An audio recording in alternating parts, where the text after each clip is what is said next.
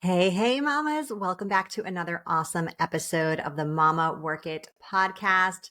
So glad you're here. If you are new to the show, my name is Marisa Lonic. I am your host, working mama for, and the founder of Mama Work It, where we support women in the juggle of mom life, work life, wife life, fill in the blank life. Super excited to introduce you today to our guest, Jen Morris. She is a community builder, speaker, mom of two, and unapologetic champion for moms in business. She's the founder of Renegade Motherhood, a networking and coaching community that's redefining how trailblazing moms connect, collaborate, and grow. What began as a casual coffee meetup has grown into a multi-city and digital movement where moms in business show up to trade ideas, spark visibility, and raise both companies and families, fueling what Jen calls the economy of motherhood. With 20 years of experience on stage and in entrepreneurship, Jen blends strategy, storytelling in every room she steps into. Whether she's curating live events, leading workshops, or helping moms amplify their influence, her mission is clear. No mom should have to build her business or her confidence alone. I love this so much. I'm so excited that Jen is part of the hemisphere that I do business in. And I'm so excited that she's sharing some of her magic today on today's episode. So, Jen, thank you for being here. Thanks for having me. And I love how we connected because we connected through a Yes. mutual friend, Jen Toddling. Yep. And I mean, that's really what it's all about. Just, making introductions and showing up and seeing what's possible. So I think that reflects, everything I stand for right there. And just how we ended up Absolutely. together in this moment. Yeah. Yeah. I love it. I love it. Yep. And I'm pretty sure Jen Toddling and I connected through another like mom in business. So it's just amazing how these networks can grow and thrive and support each other in this way. Absolutely. Yeah. Yeah. And you can have a lot of Well, fun doing it. oh yeah, for sure, for sure. Well, Jen, let's get started by like the question I ask all our guests. Just tell us a little bit more about your story, how it relates to renegade motherhood, working motherhood, all the things. Yeah, I mean I'll try to make it like the short version, but as you mentioned in the introduction where I'm like, oh, damn, is that me? Is she talking about me? But I have a background in acting, and so I really think back at the time. I didn't think about it this way, but I look back and I'm like, that was really like my first business, because to be an actor, whether you're successful or not, you have to be putting yourself out there. It's all about visibility. And Mm-hmm. but most acting schools, at least when I was studying, don't teach the business side of it. And so it's a lot of just kind of trying to figure it out, often the hard way. And so I learned a lot early on about visibility, about showing up, about just doing it even when you don't want to, and rejection. A lot around rejection, because 9 times out of 10, it's not a yes when you're auditioning as an actor. Um, and then that led me to move to New York and started juggling a bunch of different part-time jobs, and very quickly realized like I didn't want to do it the way a lot of people were doing it. I didn't want to work in an office all day and just use lunch breaks to run to auditions. And so I started my first business, just selling nutrition products. And that led me to really tap into an interest in nutrition that I didn't know I had. And so I went back to school, got a health coaching certification, started a health coaching practice in New York, and then really kind of learned through a woman I was doing a show with at the same time. She was like, you should come to this networking group that I'm in. And I had no idea what she was talking about. And I said, oh, cool. Like, she's like, yeah, we meet Wednesdays at 7. And I'm thinking like, oh, cool. Like 7 p.m., like a happy hour, or a dinner or whatever. And she's like, oh no, 7 a.m. And I'm like, wait, what? Now, as a mom now, I'm like 7 a.m. It's like the day has started. We've been up for, but at the time as like a 20 something actor, I was like, oh my God. But I did it and started showing up to this professional networking group. It was mostly a bunch of men in suits, but really taught me, again, just another way of like just being good at being uncomfortable, and putting yourself out there and learning from other people who have been doing it longer. But then flash forward, we moved to Colorado, met my husband, got married, moved to Colorado, had my first daughter. and had joined another chapter of this networking group. We moved to Denver and I was in it for a year. And then after my daughter was born, I went back with her. And in 3 minutes, she was crying and screaming. And I was like, it's been real, guys, I'm out. Like this isn't going to work. And so, I networking and building a professional network was always just part of my like entrepreneurial DNA. It was just something that I feel fortunate was, someone introduced this idea to me. This kid really who did not know much about, this quote unquote like professional like business world. But then I realized very quickly after having a child that most of them are not built with moms in mind. Mm-hmm. So then, she got a little bit older. I had my second child during COVID. I am definitely an extrovert most of the time. And coming out of COVID, I was just craving, community in real life, and posted in a local mom's Facebook group, like, hey, are there any other moms in business? Because I also was just, I didn't want to get together and just talk about my kids, frankly. I felt like I'd been doing that for the last, like, just try to survive, during the pandemic and shutdowns and everything. And so I really wanted to get together with other moms who were doing other things too. And, that Facebook post got like 2 likes and like 3 comments. It did not go viral. It was not this like overnight thing, but some people showed up and then some people showed up the next time. And for the first almost like 2 years was very casual. It was a very casual Mm-hmm. kind of coffee thing. And then through building that community, I had people who were in the community telling me like, Jen, like what you've built is really pretty cool. And like, you could do a lot more with this. And then that was the kind of almost like permission. Sometimes we don't think we don't realize we need, Mm-hmm. and validation of like, hey, what you're doing is cool and valuable, because we often don't value what other people are finding valuable, which is a whole other conversation. And so that ended up turning into Renegade Motherhood. That's been about 18 months.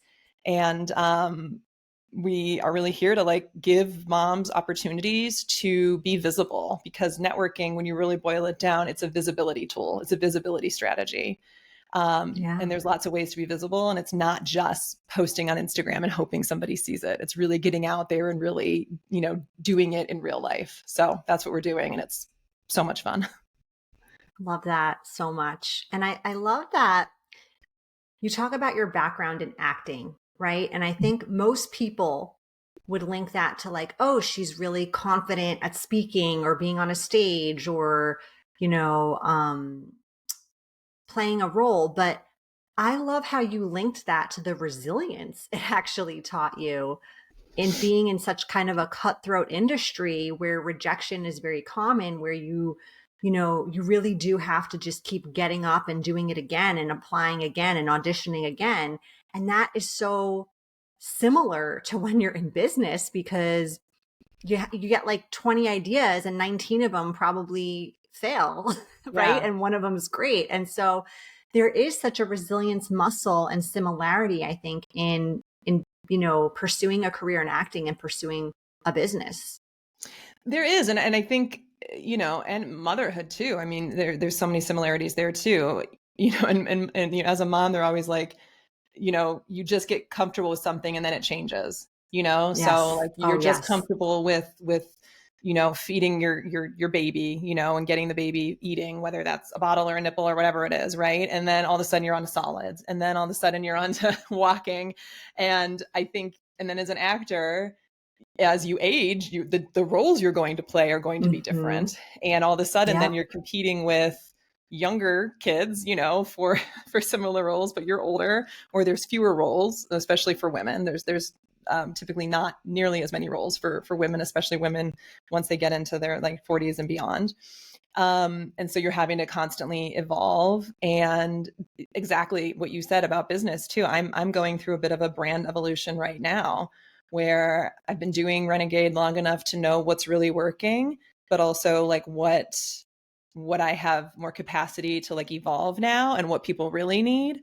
And like assigning more value to it as well, which is part of the evolution too. Which is, I think, the scary part, like Yeah. charging what you need to charge. And it's the same with acting. I still have an agent in Colorado and for commercial work. And I sometimes I'll get a ton of commercial, opportunities to submit. And sometimes it's like 1 in 3 months, it's very, feast or famine. But it used to be anything that came to me, I would like absolutely stop time to submit for. And now I look at it and I do the math and I'm like, Mm-hmm. I don't know that this is even worth the time to submit, because just to do the tape, it's going to mean an hour or more.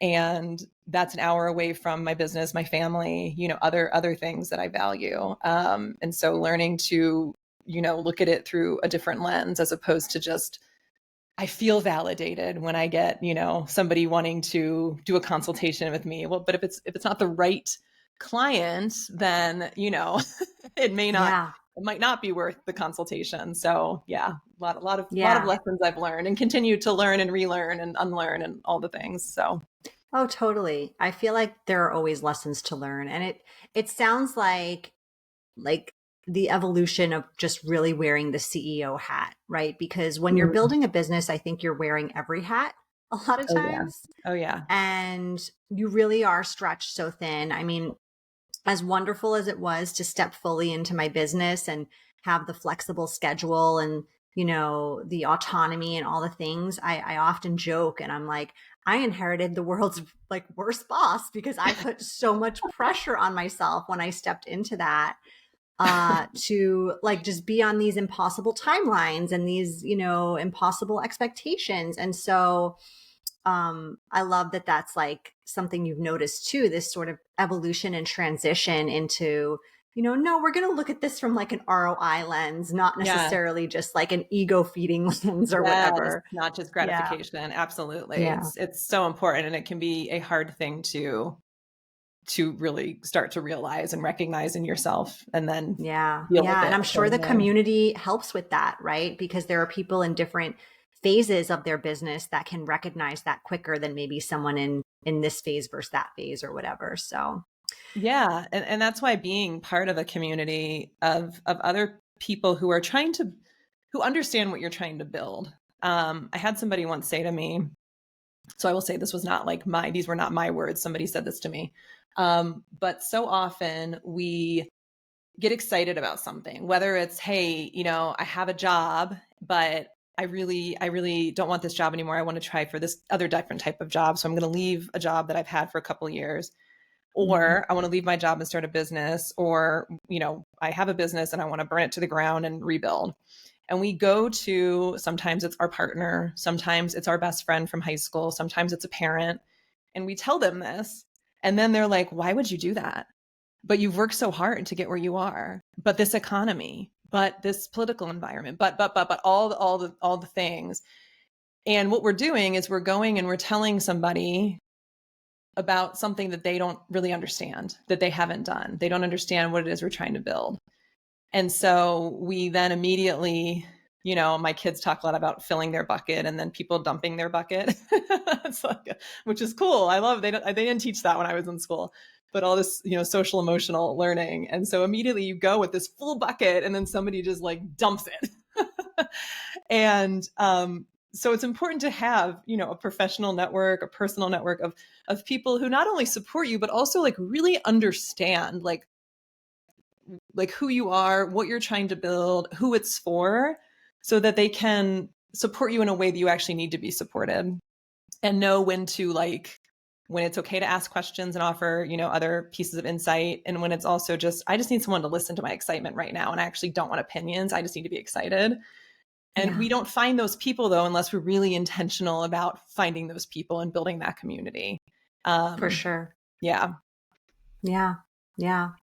So you talk about this economy of motherhood. Tell Mhm. us, what does that mean? How do support systems for moms strengthen it? Just give us a little more context about it.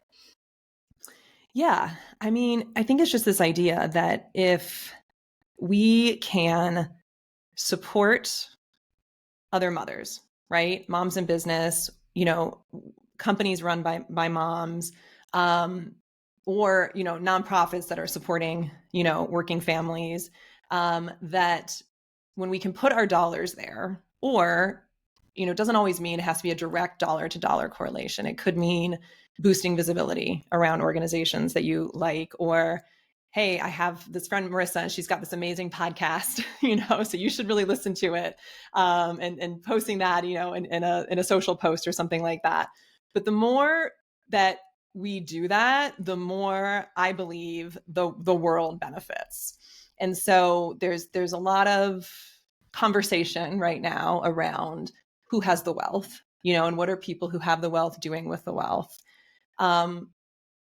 So I think instead of putting all of our energy into fighting only that battle, if we can put energy into diverting dollars, time, and energy into this, into the motherhood economy, then we can all rise and we can all have more money, time, hopefully flexibility, energy to go out and, lead the causes that we want to see change around. I talked at one of my events on Tuesday, and I talked about this idea of martyr math. And that martyr math is often we think about how exhaustion equals worth. And I think as moms, we have been trained that that's what it is. And I am so guilty of that. We are so busy. And I know you talk all about this, time management for moms, right? And we are busy, and we're exhausted. And sometimes a lot of that is just true because there is not a lot of infrastructure necessarily around to support, working parents, working families. I'm a white woman with a lot of privilege, so I want to recognize that as well in this conversation. So oftentimes we are exhausted because there are simply not support systems in place to support us. But I like to say the renegade mother math, when we're talking about from specifically moms who are building businesses, instead of focusing on what's not working and,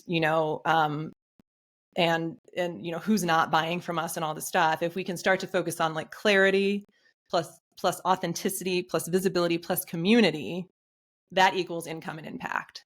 And so we have to spend our time, I think, less like trying to fix things and problem solve, and more about how can we put pieces in place that help us get our message out clearly in an authentic way, in ways that feel good to us, to the people who really need to find us, because then they know how they can support us with their time and their money and their energy. So then we can really do the work we want to do. Okay, I'm really geeking out. I'm a process communicator, so I love a good formula.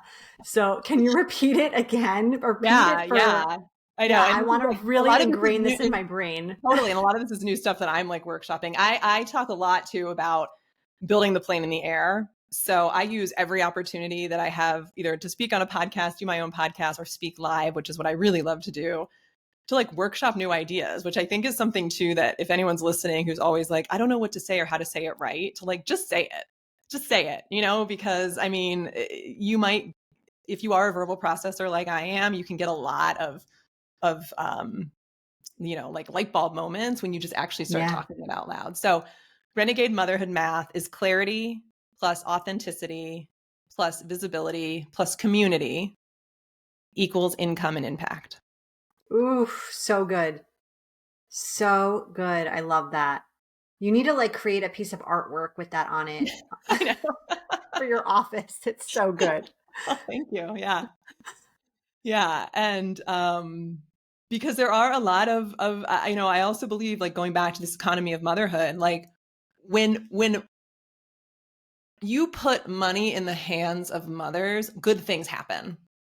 It's like, good things happen. We are much more likely to support nonprofits, with our time, with our money, to be on boards, to run the PTAs, to do all the things, right? Mm-hmm. But so much of that work is also unpaid labor, and it just adds to the mental load. Yeah. So if we can start by thinking about, what are ways that we can get more visible, create more income, and then what can we do with those dollars, right? Because we are more likely to do good things with our money. So I think it's really important, and there are a lot of I think the conversation is really starting to shift into this. How can we be more proactive around this? do it in a way that again feels good and feels aligned. So Mm-hmm. Mm-hmm. So let's talk about specifically the kind of networking that you're doing in Renegade Motherhood, or the type of networking you feel is really like where the value's at for helping these ambitious entrepreneurial moms. Because we all kind of know about that surface level networking that we've done at different, I was in corporate for 15 years. Like, it's not everyone's cup of tea. yeah, It's very surface level, right? You don't necessarily like really get to know someone, have deeper connections. I mean, maybe you do eventually, but typically it's just very kind of like small talkish, right? Type of stuff. It yeah. sounds like the networking happening in your groups is quite different. Talk to us about it. Yeah, I mean, I think it starts with just a simple idea of what happens when you get ambitious moms in a room together. Like that's it. That's it. I also really I have been to a lot of groups where I a lot of it seems performative or not really authentic. I am very much unlearning a lot of the, I think, stuff I learned in acting, which was about not being myself and trying to be what I thought other people wanted me to be. And so Mm. I am almost like I feel like I have authenticity like hangovers after my events because I'm so like me. I put it all out there. I leave it all out there. And I really I encourage other call them people. vulnerability hangovers. I Yeah, get it. vulnerability Yeah. hangovers. Yeah, yeah, exactly. And I really encourage the people who show up to do the same. And so what makes the events different is a couple things. And I'll admit, when I started, I was sort of doing it the way everyone else is doing it. Everybody got 30 seconds to introduce themselves. And then I was like, oh my God, I'm bored. Like, and a lot of people just don't like that. And I still get nervous. No more introductions, please. Yeah.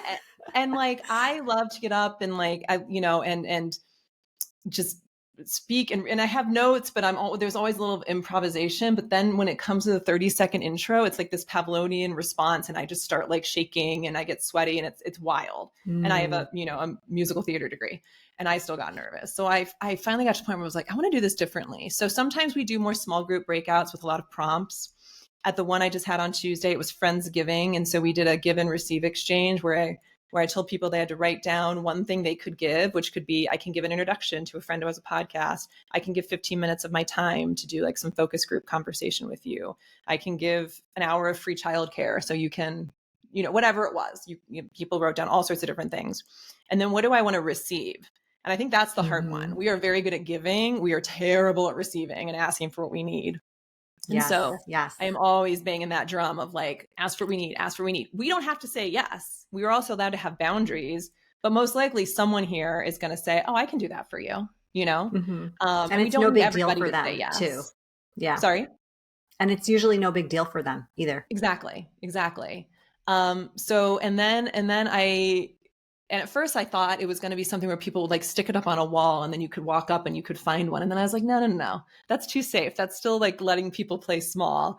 And so I just said, you have to just get up and go talk to people and say, hey, I'm Jen, and this is what I'm looking for, and this is what I can give. And you just walked around until everybody was taken care of. And there was about 40 Wow. people in the room. And one of the members at the end said, she was like, that was like the best Secret Santa exchange. She's like, this was so much fun.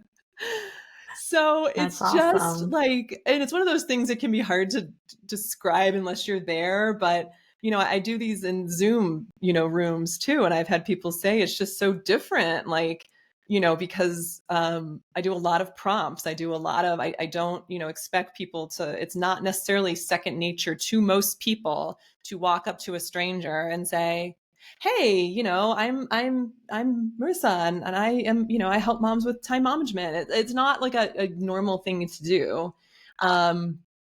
And so it's giving people, a container to do it bravely and boldly, but with a bit of a framework too. And so the framework changes, I do like to mix it up and that kind of thing. And so every event's a little bit different, which I think is also just, keeps people coming back because it's not necessarily always the same thing. But it's rooted in, again, just like authenticity. So I say it's a sorry free zone unless you really like stepped into something you need to apologize for, of course, because sometimes we do need to apologize. But apologizing because you're late, or because you have coffee spilled all over you, because you can't remember someone's name, because you're sleep deprived, because you are a mom. Like, we spend all this time apologizing for stuff. And so I was like, this is a sorry-free zone. And we're not here to compete with anybody. Like, I am very upfront about where I am with my journey. I'm not trying to pretend like I have this 7-figure business, because I don't yet, and so really, like, taking people on the journey of growing this with me, I think, is also really powerful, because I think there's a lot of people who have these platforms and influencers out there, and they make it look like easy. And it, I think, can be really discouraging if that's where you're spending all your time, is with people who act like they have it all figured out. I'm like, I don't want to have it all figured out. Like, that would be boring and stressful at the same time. So just creating spaces where you can come as you are, and it's okay. And if that means you're having a rough month and that's where you really need support, then allowing people to really, like, pour into you. And if you're like, I'm killing it this month and I had my best month ever, and I just signed a $20,000, agreement with somebody, like, to also be proud and bold of that, and not shy away from talking about the money and the impact, because that is also so important. And most of us are not talking about that in the way that we need to either. Yeah.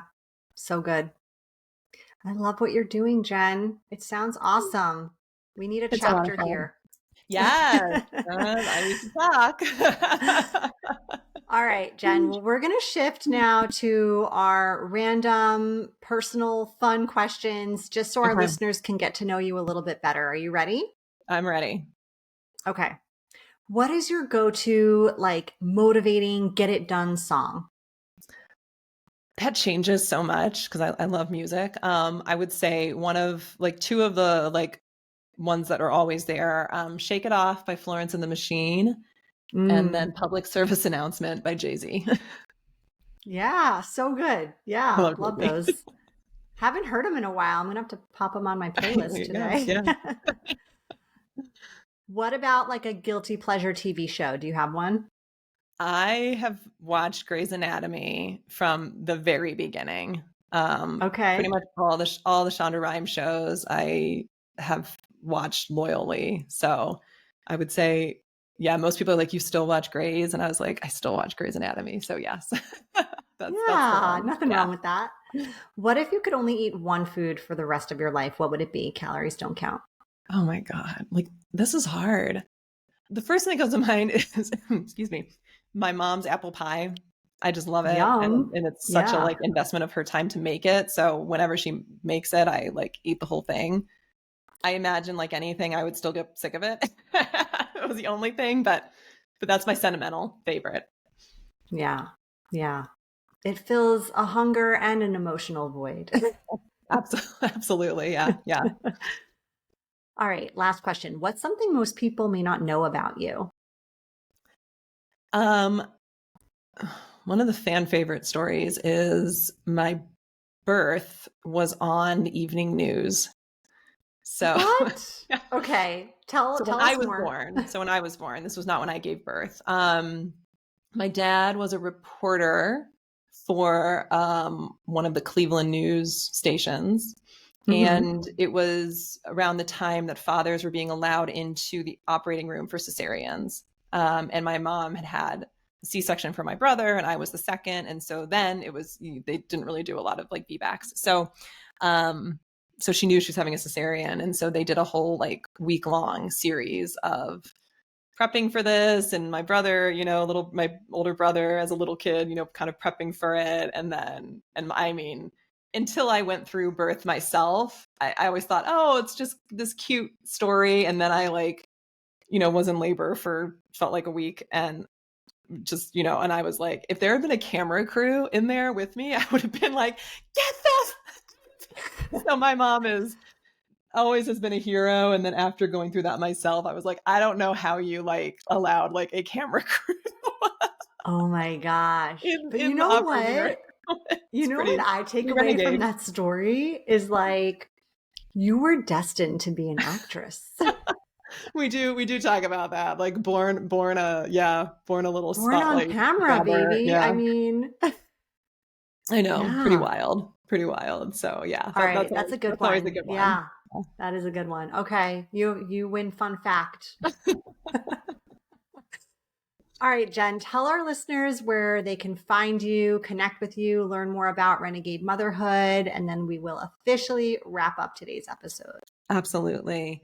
Um, there's the free way is I have a quiz, and it's the main character code, and it helps you super quick and fun. The outcomes are all famous TV parents. So you will see a Grey's Anatomy as one Oh, of the love it. outcome references if that's you. And it helps you figure out your main character energy and how to build a stage essentially that represents that. So a visibility plan. And then who are the other supporting cast members that you need to have in your network? Because often I think when we think about networking, we think it has to be all people like us, but we also really need a lot of people who have different strengths and skills and personalities too.